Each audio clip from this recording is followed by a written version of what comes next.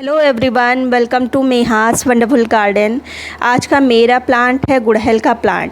अधिकतर क्षेत्रों में मानसून की पहली बारिश हो चुकी है। अब ये समय है जब आपको गुड़हल में भर के फर्टिलाइज़र देना है। मैंने तो लगभग इनको लास्ट फरवरी में फर्टिलाइज़र अच्छे से दिया था। ठोस फर्टिलाइज़र की मैं बात कर रही हूँ। तब से मैं सिर्फ इनको लिक्विड फर्टिलाइज़र ही पिलाती रही हूँ। अब ये समय है जब मैं इनको ठोस फर्टिलाइज़र देने वाली हूँ। तो कई रिक्वेस्ट आ चुकी हैं कि जब भी आप इनको सॉलिड फर्टिलाइज़र दें तो शेयर ज़रूर करें। तो वही मैं आज आपके साथ वीडियो शेयर करने जा रही हूँ। तो ये प्लांट है, मैं इसमें प्लांट में आपको देकर दिखाऊंगी। और लगभग मैं इसी के साथ मैंने लगभग 10 प्लांट में एक साथ फर्टिलाइज़र दिया है। तो अब ये देखिए, इसमें प्लांट में फ्लावरिंग के साथ साथ बर्ड्स तो आ रहे हैं। शाम का टाइम है तो जो फ्लावर आए थे वो हट चुके हैं, हटा दिए मैंने। बर्ड्स आई हुई हैं, लेकिन पौधे की ग्रोथ उतनी अच्छी नहीं हो रही है। इसका मेन कारण यही है कि 3-4 महीने हो गए हैं तब से मैंने इन पे फर्टिलाइज़र नहीं दिया। जो लिक्विड देती हूँ वो तुरंत निकल जाता है, तो उससे इतना अच्छा रिज़ल्ट नहीं होता है। फर्टिलाइज़र तो जो सॉलिड होता है वही बेस्ट होता है, तो वही मैं देने जा रही हूँ। तो सबसे पहले इसकी मिट्टी की हम कर लेते हैं गुड़ाई अच्छे से। तो अच्छे से गुड़ाई करने के बाद ये जो मिट्टी है वो हम ऊपर की ओर चढ़ा देंगे।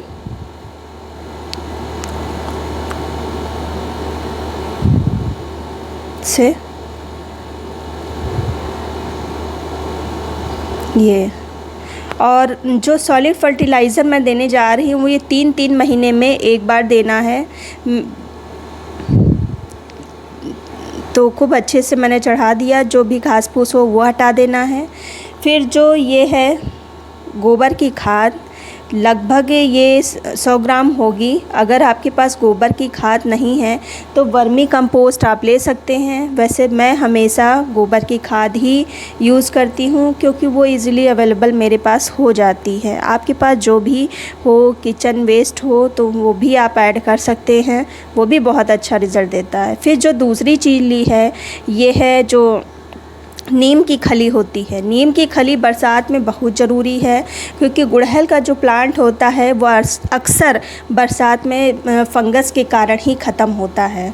तो नीम की खली ज़रूर लें। फिर जो तीसरी चीज़ ये है जो सीवीड होता है, इसको जो ग्रेन्यूल्स फॉर्म में था तो मैंने उसको हल्का सा दरदरा टाइप का कर लिया जिससे जल्दी डिज़ोल्व हो। और फिर ये तीसरी चीज़ है एप्सम साल्ट। जो एप्सम साल्ट है, सीवीड है, ये सब कैसे काम करते हैं ये सब मैं आगे आपको बताऊंगी। फिर जो चौथी चीज़ लेनी है ये है पोटास। पोटास भी गुड़हल के लिए बहुत ही ज़रूरी है। और यहाँ पर मैंने बनाना पील का फर्टिलाइज़र नहीं लिया है क्योंकि ये चल रहा है बरसात, और बरसात में बनाना पील से जो फंगस लगने का डर बहुत ही ज़्यादा होता है। इसीलिए मैंने बोन मील भी नहीं लिया है क्योंकि ये सब चीज़ों से फंगस लगने का डर होता है। तो फर्टिलाइज़र जो भी मैंने ली है इससे किसी भी तरह की कोई जो फंगस है वो उसका इशू नहीं होगा। तो ये चीज़ें मैंने ली हैं, ये चीज़ें बहुत ही ज़रूरी हैं प्लांट के लिए।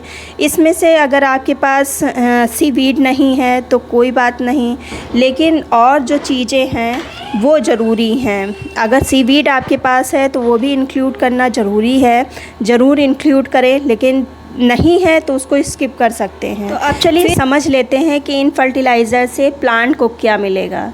तो सबसे पहली बात, जो गोबर की खाद कंपोस्ट तो आप जानते ही हैं क्यों लिया जाता है। इसमें भरपूर मात्रा में नाइट्रोजन पाया जाता है। प्लांट की ग्रोथ, पत्तों के विकास, इन सब के लिए कंपोस्ट बहुत ही ज़रूरी होता है।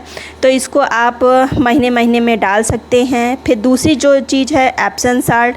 एप्सम साल्ट गुड़हल के लिए बहुत ही ज़रूरी है। प्रकाश संश्लेषण की क्रिया को तीव्र करता है। प्लांट की जो रूट होती है, रूट सिस्टम को बेहतर बनाता है। नीम की खली फंगस को दूर करता है। NPK भी थोड़ा मात्रा में पाया जाता है। फिर ये जो पोटास है ये फ्लावरिंग के लिए, पौधे की इम्यूनिटी को बूस्ट करने के लिए इसे यूज़ किया जाता है। तो आप चलिए इन सब फर्टिलाइज़र को अच्छे से मिक्स कर लेंगे और थोड़ा सा जो हार्ड गोबर की खाद में पार्ट है उसको तोड़ते हुए अच्छे से सारी फर्टिलाइज़र को हम मिक्स कर लेंगे।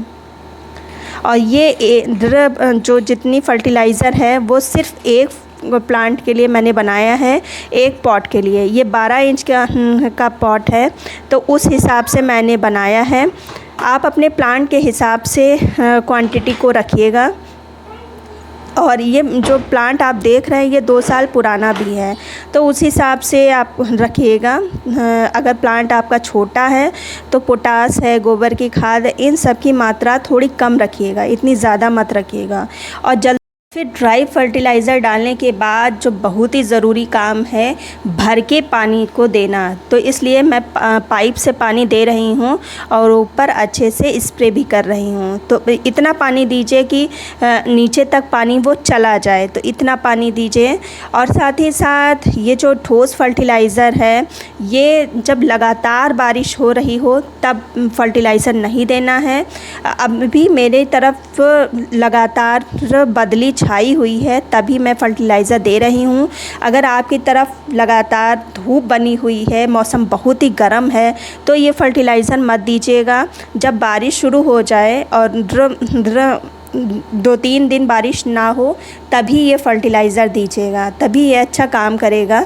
और जो हल्की सी मॉइस्ट मिट्टी में ही फर्टिलाइज़र ये दीजिएगा। अभी मैंने सिर्फ 10 प्लांटों में अपने फर्टिलाइज़र ये डाली है। अभी भी मेरे पास कम से कम 8-10 प्लांट ऐसे हैं जिन पे मुझे अभी फर्टिलाइज़र डालना है। और ख़ासकर ये जो कटिंग से प्लांट लगे हैं ये भी फर्टिलाइज़र को मांग रहे हैं, क्योंकि इनमें भी मैंने सिर्फ फरवरी मार्च में ही जब इनकी रिपोर्टिंग करी थी प्लांटर में, बड़े प्लांटर में, तभी इनमें गोबर की खाद डाली थी। तब से मैंने इनको कोई भी फर्टिलाइज़र नहीं डाला है। तो अब जब फर्टिलाइज़र डालेंगे तब इनमें ग्रोथ बहुत ही अच्छी दिखाई देगी। और ये फर्टिलाइज़र सितंबर तक आराम से चल जाएगा। फिर सितंबर या अक्टूबर में फिर से फर्टिलाइज़र इतनी ही देनी होगी, तभी प्लांट अच्छे से फ्लावरिंग करेगा। ये चीज़ आप ध्यान रखिएगा। हर महीने मैं इतनी फर्टिलाइज़र नहीं देती, मैं 3 महीने या 2.5 महीने के अंतराल पर इतनी फर्टिलाइज़र देती हूँ, जिससे प्लांट बहुत ही अच्छी फ्लावरिंग करता है, जैसे कि आप खुद देख रहे हैं। कुछ मेरे प्लांट तो बहुत अच्छी फ्लावरिंग कर रहे हैं, लेकिन कुछ फर्टिलाइज़र मांग रहे थे, तो धीरे धीरे मैं सभी को फर्टिलाइज़र दूंगी, क्योंकि अब ये मौसम बहुत ही अच्छा हो गया है। मेरी तरफ तो पहली बारिश अभी तक नहीं हुई है मानसून की, बट बदली छाई हुई है और हवाएं बहुत ठंडी चल रही हैं, तभी मैंने ये फर्टिलाइज़र दिया है। तो ये चीज़ का आप विशेष ध्यान रखिएगा।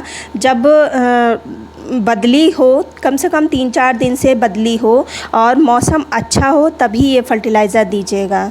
तो उम्मीद करती हूँ वीडियो पसंद आया होगा। अगर आया है तो एक लाइक कर दीजिए, सब्सक्राइब कर लीजिए।